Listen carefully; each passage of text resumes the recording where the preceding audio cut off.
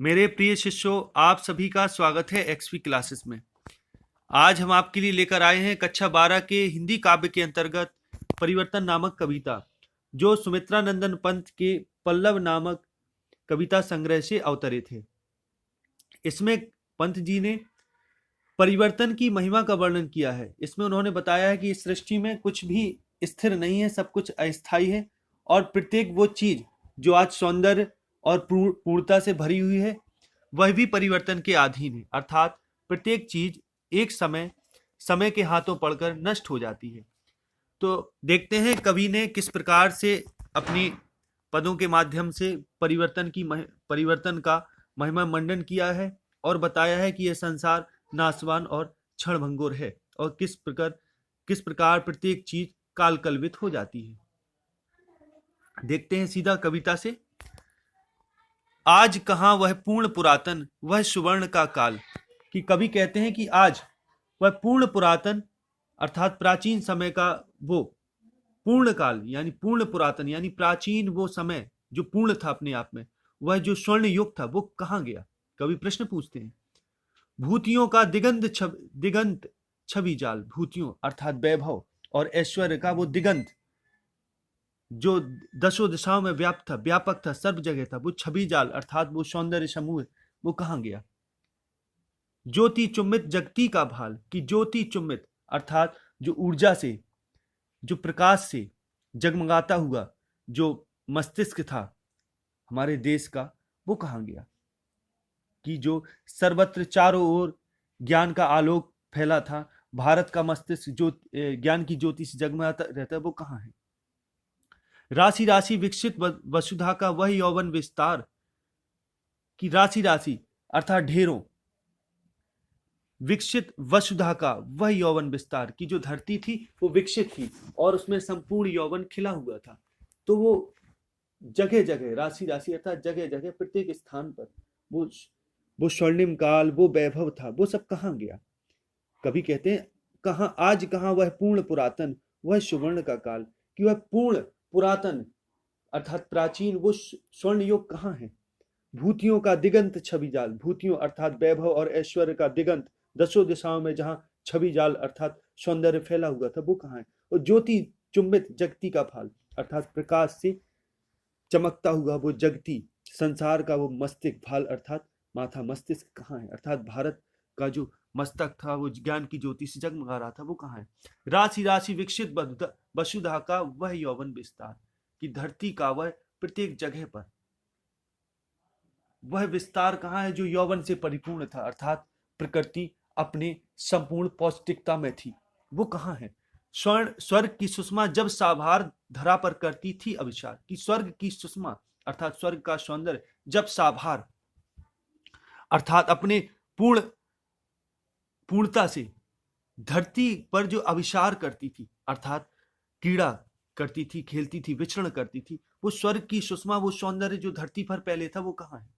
प्रसूनों के शाश्वत श्रृंगार। प्रसून अर्थात फूलों के वो हमेशा रहने वो श्रृंगार अर्थात प्रकृति पर हर जगह फूल खिले रहते थे, सदैव खिला रहने वाला सौंदर्य रहता था धरती पर, वो कहाँ है। स्वर्ण भिंगों का गंध विहार। की जिस पर स्वर्ण भिंग भ्रंग अर्थात भौरे, सुनहरी भौरे जिस पर विहार करते रहते थे मधु चूसने के लिए। कि उन फूलों वो बेप्रसून वे फूल जो अपने शाश्वत श्रृंगार में रहते थे, उन पर हमेशा स्वर्णिम भौरे मंडराते रहते थे, वो कहाँ है। गूंज गूंज उठते थे बारंबार सृष्टि के प्रथमोद्गार। कि मानो सृष्टि अपने हृदय के प्रथम उद्गार व्यक्त कर रही हो, ऐसे लगता था। कि चारों ओर भौरों का वो गुंजार था और ऐसे लगता था मानो पृथ्वी सृष्टि अपने प्रथम उद्गार अर्थात प्रथम विचार व्यक्त कर रही हो। कि चारों ओर ऐश्वर्य ही ऐश्वर्य था। नग्न सुंदरता थी सुकुमार। सुकुमार अर्थात कोमल। की सुंदरता तो ऐसी थी जैसे सुंदरता स्वयं साक्षात प्रकृति में संपूर्ण जगह व्याप्त हो। और नग्न सुंदरता अर्थात पूर्ण सुंदरता। की सुंदरता भी नग्न थी, कोई छिपी हुई नहीं थी, सब जगह सौंदर्य ही सौंदर्य था, रिद्धि सिद्ध और सिद्धि अपार। कि तमाम वैभव और समृद्धि, रिद्धि सिद्धि अर्थात वैभव और समृद्धि थी। अये विश्व का पूर्ण स्वप्न सृष्टि का प्रथम प्रभात, और कहां वह सत्य वेद विख्यात। अब कवि प्रश्न पूछते हैं, कहते आए विश्व का स्वर्ण स्वप्न, कि वो काल वो समय कहां गया जहां विश्व एक स्वर्णिम स्वप्न के समान था, कि आज वो नहीं है। और संस्कृति का प्रथम प्रभात, और ऐसे लगता था जैसे संसार का ये पहला प्रभात हो, जैसे जहां जागृति, नवजीवन, उल्लास, सौंदर्य, उत्साह का जो प्रतीक था, और समस्त गुणों और विशेषताओं से जो परिपूर्ण था जो संसार, वो स्वर्णिम स्वप्न संसार, वो अब कहां है? कहां वह सत्य, कि वह सत्य कहां है? और वेद विख्यात, और वे वेद कहां है जो हमेशा जीवन की सहजता को अपने उपदेशों में बताते थे? वे वेद कहां है? और दुरित दुख दैन न थे जब ज्ञात, कि दुरित अर्थात पाप, दुख दैन अर्थात गरीबी, जब ज्ञात नहीं थे, कोई गरीब नहीं था, कोई दुखी नहीं था, कोई पापी नहीं हुआ करते थे। अपरिचित जरा मरण भ्रूपात, कि जहां अपरिचित जरा मरण, कि लोग जरा अर्थात बुढ़ापे और मरने से अपरिचित, भ्रूपात अर्थात भौं का गिरना, यानी बुढ़ापे में जो भौएं गिर जाती हैं, जो सिकुड़न पड़ जाती है माथे पर, वो नहीं थी। अर्थात व्यक्ति पूर्ण पूर्ण पूर्ण था, और मानवता वृद्धावस्था और मृत्यु की जो कष्ट थे उन सबसे परिचित था, अपरिचित था। तो इस प्रकार से कवि ने इसमें प्राचीन जो अतीत का जो वैभव की कल्पना और भावना से हमें परिचित कराया है, कि और इसमें बताया कि भारत के वो प्राचीन स्वर्णिम युग की सृष्टि, मानव सभ्यता जो प्रथम प्रभात के रूप में थी, वो अब नहीं रही। आगे देखते हैं। हाय सब मिथ्यावाद, आज तो सौरभ का मधुमास, शिशिर में भरता सूनी सांस। कि कवि कहते हैं कि ये सब अतीत की जो बातें सब मिथ्या, हाय, दुख व्यक्त करते हुए कहते हैं कि हाय ये सब मिथ्या है, कि जब ये बातें सब झूठी सी प्रतीत होती हैं, क्योंकि आज की स्थिति को देखकर ऐसा नहीं लगता कि आज तो सौरभ का मधुमास,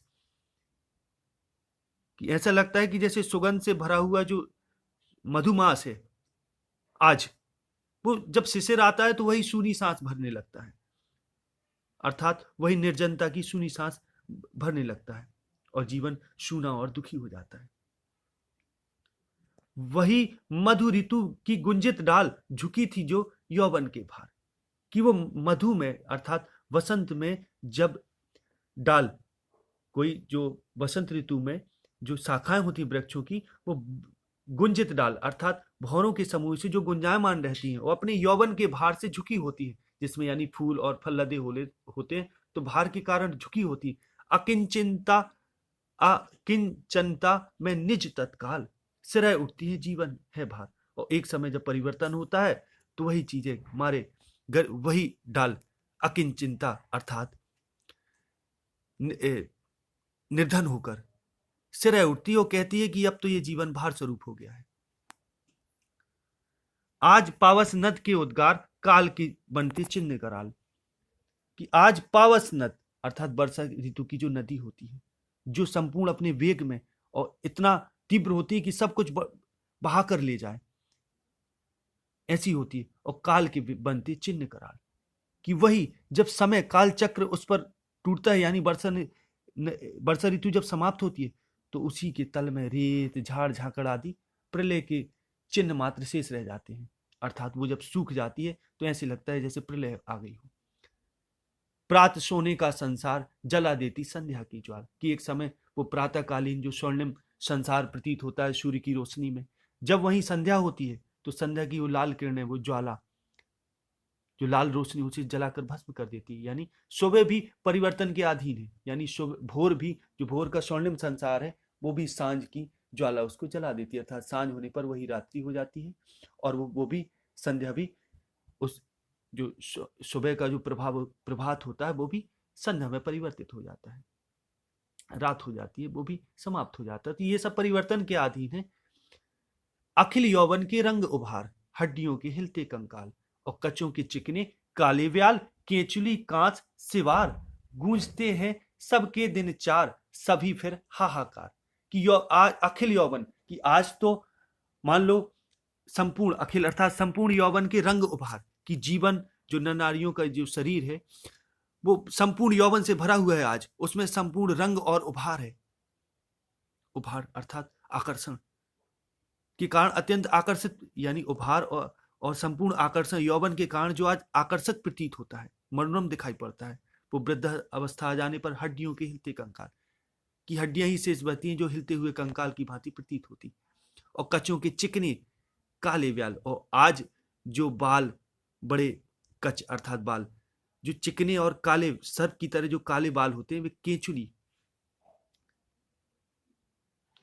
केचुली कांस सिवार की जो सर्प की केचुली के समान, फिर जब समय आता है, बुढ़ापा आता है, तो केचुली के समान मलिन, कांस अर्थात कांसे के फूलों के समान सफेद, और शिवार अर्थात काई के समान उलझे हुए दिखाई पड़ने लगती। गूंजते हैं सबके दिन चार कि यौवन में सब कुछ अच्छा अच्छा लगता है, कि जीवन में 4 दिन की चांदनी है, और फिर हाहाकार कि यौवन जब होता है तो सबके दिन गूंजते हैं, अर्थात सब प्रसन्न होते हैं, और जब वृद्धावस्था आती है, परिवर्तन की लाठी चलती है, तो सभी फिर हाहाकार मच जाता है, सब जगह दुखी दुख हो जाता है। आज बचपन का कोमल गात जरा का पीला पात, कि आज बचपन का कोमल गात है, कि अर्थात कोमल शरीर, गात अर्थात समीर शरीर, कि आज तो बचपन का वो सुंदर, वो सौंदर्यमय, वो कोमल शरीर है, लेकिन वृद्धावस्था जब आती है, जरा का पीला पात, कि इस प्रकार पतझड़ में पत्ते पीले पड़ जाते हैं, सूख जाते हैं, वैसे ही शरीर भी हो जाता है, पीला पड़ जाता है। 4 दिन सुखद चांदनी रात, और फिर अंधकार अज्ञात, कि 4 दिन की तो सुख देने वाली चांदनी होती है, और फिर वही अज्ञात अंधकार व्याप्त हो जाता है सब जगह। आज बचपन का कोमल गात और जरा का पीला पात, 4 दिन सुखद चांदनी रात, और फिर अंधकार अज्ञात, कि आज जो शरीर कोमल है वो वृद्धावस्था आने पर पीला पत्ती के समान हो जाता है, और फिर जो 4 दिन की जो चांदनी है वो पूर्ण अंधेरे में बदल जाती है। शिशिर सा झर नैनों का नीर, झुलस देता गालों के फूल, और प्रणय का चुंबन छोड़ अधीर, अधर जाते अधरों को भूल, कि शिशिर ऋतु में जब ओस गिरती हैं पेड़ों पर और फूलों पर, तो वे उनको झुलसा देती हैं। ठीक उसी प्रकार से शिशिर सा झर नैनों का नीर, कि जब दुख में आंसू गिरते हैं तो फूल जैसे दिखने वाले जो गाल होते हैं उनको भी वे झुलसा देते हैं, और प्रणय का चुंबन छोड़ अधीर, तो ऐसी अवस्था में प्रेमी के अधर प्रणय के चुंबन को, जो अधीर अधर होते हैं, छोड़ अधीर, यानी जो प्रेमी जब चुंबन करने के लिए आबद्ध होते हैं, आगे बढ़ते हैं, यानी जितना उनमें चुंबन के प्रति आकर्षण होता है, वो अधर जाते अधरों को भूल, कि ऐसे दुख में वो फिर उस आकर्षण को, वे अधर, वे ओंठ भूल जाते हैं, अर्थात वे चुंबन को ही भूल जाते हैं। प्रणय का चुंबन छोड़ अधीर, अधर जाते अधरों को भूल, कि ऐसे दुख के समय प्रेमी के अधर प्रणय के चुंबनों को भूलकर अपने प्रिय के अधरों को भी भूल जाते हैं। मृदुल होठों का हिमजल हास, उड़ा जाता निश्वास समीर, कि आज जिन होठों पर ओस की बूंद के समान मोहक मुस्कान, अर्थात हिमजल हास अर्थात ओस की बूंदों के समान निर्मल और पवित्र जो हंसी है, हास है, कि जब निश्वास समीर अर्थात जब वृद्धावस्था आ जाने पर गहरी सांसें उठती हैं, तो उसी होठों की हंसी को वे उड़ा ले जाती हैं। यानी कहने का अर्थ ये है कि वो जो निर्मल और मुक्त हंसी होती है वो भी मनुष्य भूल जाता है। सरल भौहों का सर्द आकाश, घेर लेते घन घेर गंभीर, कि आज जो शरद आकाश, शरद ऋतु के जो स्वच्छ और मेघहीन आकाश के समान जो स्वाभाविक भौएं हैं, जो चिंताहीन जो भौएं अर्थात माथा है, उन पे भी जब चिंता के बादल घिर जाते हैं तो वे विकुंचित हो जाते हैं, अर्थात सिकुड़ जाते हैं, कि घेर लेते घन घेर गंभीर, उनमें भी गंभीरता आ जाती है, सिकुड़न आ जाती है। यानी कहने का अर्थ है कि जब समय बीतता है, जो शरद ऋतु के समान स्वच्छ और मेघहीन, अर्थात जब बादल नहीं होते हैं, उसमें जो स्वाभाविक और सरल स्थिति होती है आकाश की, उसी के समान जो भौं की स्थिति होती है, बिल्कुल साफ और स्वच्छ और तनी हुई भौं, वही जब दुख टूटता है, या ये कहें कि जब समय बीतता है, तो चिंता के सघन मेघ उन पर आके घिर जाते हैं और उनको सिकोड़ देते हैं, अर्थात उनकी सरलता, जो भावों की जो सरलता होती है, जो तेज होता है, वो नष्ट हो जाता है। शून्य सांसों का विधुर वियोग, छोड़ाता अधर मधुर संयोग। कि जब वियोग होता है प्रेमी प्रेमिका का, कि प्रेमी प्रेमिका का जब संयोग के समय प्रिय प्रियतमा के जो अधर आपस में जुड़ जाते हैं, चुम्बन में आबद्ध हो जाते हैं, और बिछोह होने पर, वियोग होने पर, वही प्रेमी प्रेमिका के अधर वियोग के दुख से कातर हो गहरी सांसें भरती हैं। अर्थात वे उनका भी छोड़, शून्य सांसों का विधुर वियोग, छोड़ाता अधर मधुर संयोग। जो मधुर संयोग है अधरों का, वो भी छूट जाता है। अर्थात दुख में, विरह में कि जो संयोग हो ओंठों का, मिलन का, वो छूट जाता है, यानी वे भी सांसें भरने लगती। मिलन के पल केवल 2-4, विरह के कल्प अपार। कि जो मिलन के पल होते हैं वे केवल 2-4 प्रतीत होते हैं। अर्थात जब जीवन में जो सुख होता है बहुत कम समय के लिए होता है, क्षणिक होता है। और विरह के कल्प अपार, और विरह अर्थात दुख के, तो दुख का समय जो होता है कल्पों के समान बड़ा लगता है, जैसे एक कल्प की अवधि हो, बहुत बड़ी अवधि। अरे वे अपलक 4 नयन, 8 आंसू रोते निरुपाय। अपलक 4 नयन, एक प्रेमिका, 2 प्रेमिका के नयन और 2 प्रेमी के नयन। अपलक 4 नयन, 8 आंसू रोते निरुपाय। कि प्रेम प्रिय विरह के कारण जो दुख उत्पन्न होता है उससे आंखें पथरा जाती हैं, और व्यक्ति अपलक, बिना पलक झपकाए, प्रेमी बिना पलक झपकाए अपने प्रिय की यादों में 8-8 आंसू रोते हैं, अर्थात फूट फूट कर रोते हैं, और निरुपाय होते हैं, बिना उनका कोई उपाय नहीं चलता। उठे रोओं के आलिंगन, कसक उठते कांटों से हाय। कि रोए जो आलिंगन एक दूसरे को करने के लिए खड़े हो जाते हैं, वे भी कसक उठते हैं, और उनको ऐसे लगता है कि जैसे कांटे चुभ रहे हों शरीर में। कांटों उठते कांटों से हाय। कि भय के कारण, दुख की कल्पना से व्यक्ति से रह जाता है, और भय के कारण जो रोम उठ खड़े होते हैं वे एक दूसरे को आलिंगन करने के लिए ऐसे उठ जाते हैं जैसे, और फिर जब वे मिलते हैं तो ऐसे लगता है कि जैसे ऐसी कसक उनमें उत्पन्न होती है जैसे पूरे शरीर में कांटे चुभो दिए गए हों। उठे रोओं के आलिंगन, कसक उठते कांटों से हाय। कि जो आलिंगन करने के लिए उठते हैं वे कांटों से जब मिलते हैं तो कांटे से उनमें चुभते हैं, कि कहते हैं हाय ये तो कांटों से प्रतीत होते हैं। किसी को सोने के सुख साज, मिल गया यदि ऋण भी कुछ आज। चुका लेता दुख कल ही ब्याज, काल को नहीं किसी की लाज। कि अगर किसी को सुख रूपी सोना अगर यदि ऋण में मिल भी जाए आज, अर्थात आज सुख रूपी स्वर्ण अगर हमारे पास है, तो चुका लेता दुख कल ही ब्याज। तो दुख जब आता है, परिवर्तन होता है, समय बदलता है, तो दुख ब्याज समेत उसको चुका लेता है, क्योंकि जो समय होता है उसको किसी की लाज नहीं होती। जो ऋण देने वाला महाजन है वो तो कुछ दया कर भी देता है, लेकिन समय को किसी की लाज नहीं होती, उसको समय तो निष्ठुर है। यानी परिवर्तन जो निष्ठुर, किसी को निष्ठुर है परिवर्तन। किसी को सोने के सुख साज, मिल गए यदि ऋण भी आज। अगर किसी को सौभाग्य से कुछ सुख मिल भी जाए ऋण के रूप में, तो चुका लेता दुख कल ही ब्याज। तो कल ही दुख उसको ब्याज समेत चुका लेता है, क्योंकि समय को किसी की लाज नहीं है, किसी की लज्जा नहीं है। विपुल मणि रत्नों का छवि जाल, इंद्रधनुष की सी छटा विशाल। कि विपुल अर्थात बहुत सारी, मणि रत्न अर्थात मणि रत्न यानी सुख और सौंदर्य, वैभव का छवि जाल। अगर ये पूरा इनका समूह है, धन संपत्ति ऐश्वर्य की जो समूह है, अगर ये सब मिल भी जाए, जो इंद्रधनुष की छटा जैसी लगती है, जैसे इंद्रधनुष जब आकाश में छिटकता है तो बड़ा सुंदर लगता है, तो ये विपुल मणि रत्नों का यदि सौंदर्य समूह है, छवि जाल, जो इंद्रधनुष की छटा सी, विशाल इंद्रधनुष की छटा जैसा लगता है, अगर ये मिल भी जाए तो विभव की विद्युत ज्वाल, चमक छिप जाती है तत्काल। तो ठीक ये वैभव और ये ऐश्वर्य वैसे ही छुप जाता है जैसे जो विद्युत आकाश में चमकती है और तुरंत छुप जाती है।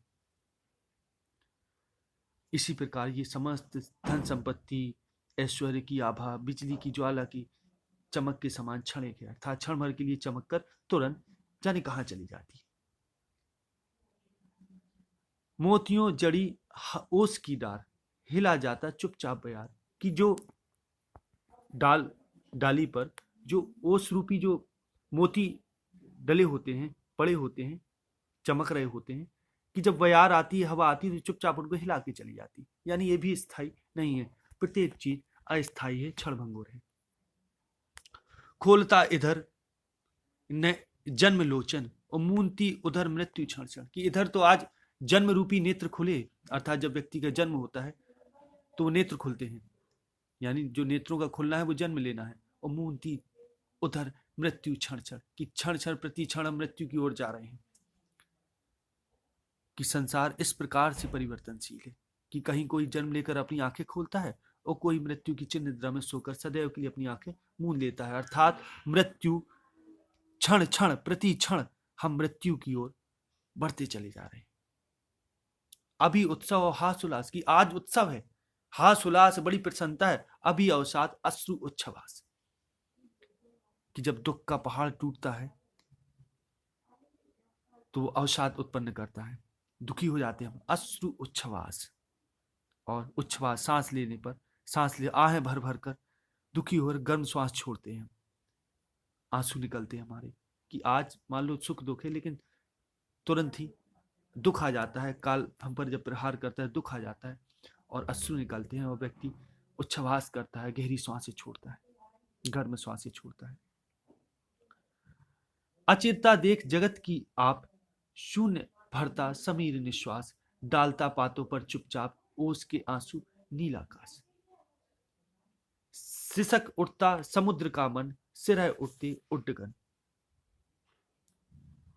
कि अचिरता देख जगत की आप, किस जगत में, संसार में कुछ भी स्थिर नहीं है, अचिर है, स्थायी नहीं है, अचिरता है, सब में अचिरता है, अर्थात प्रत्येक चीज अस्थिर है, अस्थायी है। और शून्य भरता समीर निश्वास, कि संसार की अस्थिरता और क्षण भंगुरता को देखकर पवन भी यानी समीर भी निश्वास हो जाता है, शून्य हो जाता है, श्वासहीन हो जाता है और दुखी होकर गहरी सांसें भरने लगता है। और डालता पातों पर चुपचाप ओस के आंसू नीलाकाश, और इस पर दुखी होकर नीलाकाश, नीला आकाश ओस रूपी आंसू पत्तों पर, डालों पर डालता है। और सिसक उठता समुद्र का मन, कि समुद्र भी सिसक उठता है दुख के, कि देखो तो इस संसार में कुछ भी स्थिर नहीं, सब कुछ अस्थायी है। इस दुख से दुखी होकर समुद्र भी सिसक उठता है। और सिरह उठते उड्डगन, और सिरह अर्थात कांप जाते हैं, उड्डगन तारों का समूह भी सिसकियां भरने लगता है और कांप जाता है। तो कवि ने इस प्रकार से इसमें बताया कि जब अस्थिरता, जगत की अस्थिरता और क्षण भंगुरता को का पता चलता है, तो समीर भी निश्वास हो जाती है, यानी वायु भी निश्वास हो जाती है बिना श्वास की। और आकाश ओस रूपी आंसू पत्तों पर डालने लगता है। समुद्र का मन भी सिसक जाता है और तारेगण जो होते हैं वे सिरह उठते हैं। अहे निष्ठुर परिवर्तन, अब इधर कवि कहते हैं हे निष्ठुर परिवर्तन, ऐसा परिवर्तन जिसको कोई लाज ना हो, जो बिल्कुल कठोर हो। निष्ठुर अर्थात कठोर परिवर्तन, तुम्हारा ही तांडव नर्तन, विश्व का करुण विवर्तन, कि जो विश्व का जो बड़ा करुणामय अंत हो रहा है, ये तुम्हारा ही तांडव नृत्य है। अर्थात तुम्हारे तांडव नृत्य जो परिवर्तन है, ये तुम्हारा ही तांडव नृत्य है, कि जिसके भंवर में पूरे विश्व का करुण अंत हो जाता है। तुम्हारा ही नयनोन्मीलन निखिल उत्थान पतन, कि जो नयनोन्मीलन है, तुम्हारे नयन का खुलना और बंद होना, यही संपूर्ण निखिल अर्थात संपूर्ण उत्थान है और पतन है। कि अर्थात जब तुम नयन खोलते हो तो ये उत्थान का प्रतीक होता है, और नयन बंद करना पतन अर्थात प्रलय का प्रतीक होता है।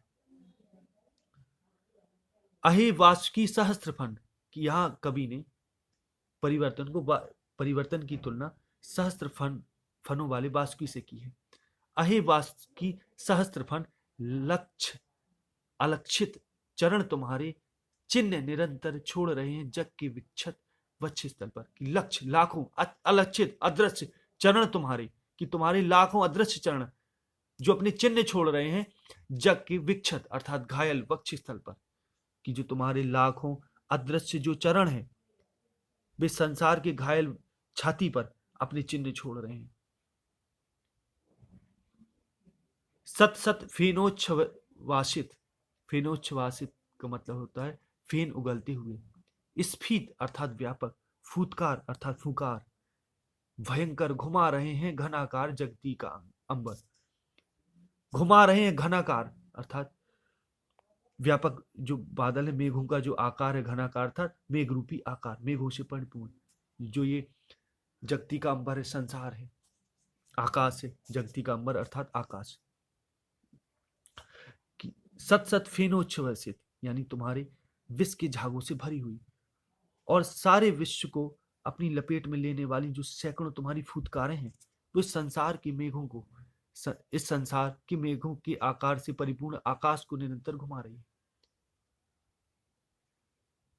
यानी तुम्हारा ही ये करुण परिवर्तन है, यानी जो ये तुम्हारी भयंकरता है, कि कभी कहते हैं कि जो तुम्हारी ये फूतकार है, ये मेघ रूपी जो आकाश है, बादलों से भरा हुआ परिपूर्ण आकाश को निरंतर घुमा रही है, मेघों के आकार वाला जो आकाश है इसको निरंतर ये तुम्हारी फूतकारें, भयंकर फूतकारें जो है, वो फूकारें जो होती जब सांस फुफकारी मारता है, तो ये फूकारें हैं, ये मेघों के आकार से परिपूर्ण आकाश को निरंतर घुमा रही है।